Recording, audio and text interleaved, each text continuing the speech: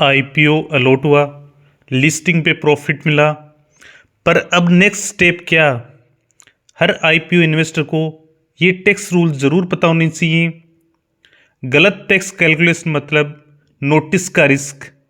नमस्कार दोस्तों, इस वीडियो में हम लिस्टिंग गेन पर टैक्स कैलकुलेशन सिंपल लैंग्वेज में समझेंगे। आईपीओ के गेन का टैक्स 3 कंडीशन पे डिपेंड करता है कि आईपीओ कितने दिन बाद बेचा, उस पे कितना गेन हुआ और उस गेन के अलावा कोई अदर इनकम है तो वो कितनी है। इसको अपन 3 सिचुएशन से समझेंगे। पहली सिचुएशन ये है कि आईपीओ का गेन और अदर इनकम 4 लाख से कम है।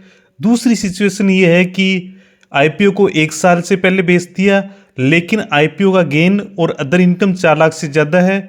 और तीसरी सिचुएशन ये है कि आईपीओ को 1 साल के बाद में बेचा और gain plus other income 4 lakh से ज़्यादा है। सिचुएशन फर्स्ट, आईपीओ गेन और कोई अदर इनकम 4 लाख से कम है तो इस पे कोई टैक्स लायबिलिटी नहीं बनती है, आपको कोई टैक्स देने की ज़रूरत नहीं है। दूसरी सिचुएशन ये थी कि आईपीओ 1 साल से पहले बेचा और आईपीओ पे गेन और कोई अदर इनकम 4 लाख से ज़्यादा है तो इस पे टैक्स कितना बनेगा?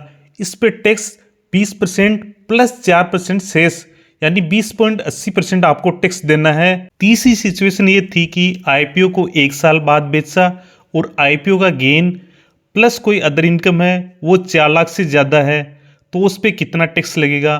तो इस केस में अपने को 12.5% प्लस 4% शेष यानी 13% टैक्स देना होगा। लेकिन इसमें ध्यान रहे, यदि ये गेन 1,25,000 से कम है तो आपको कोई टैक्स देने की ज़रूरत नहीं है। हमारे द्वारा दी गई जानकारी आपको यदि पसंद आई हो तो वीडियो को लाइक करें, शेयर करें और चैनल को सब्सक्राइब करें। धन्यवाद।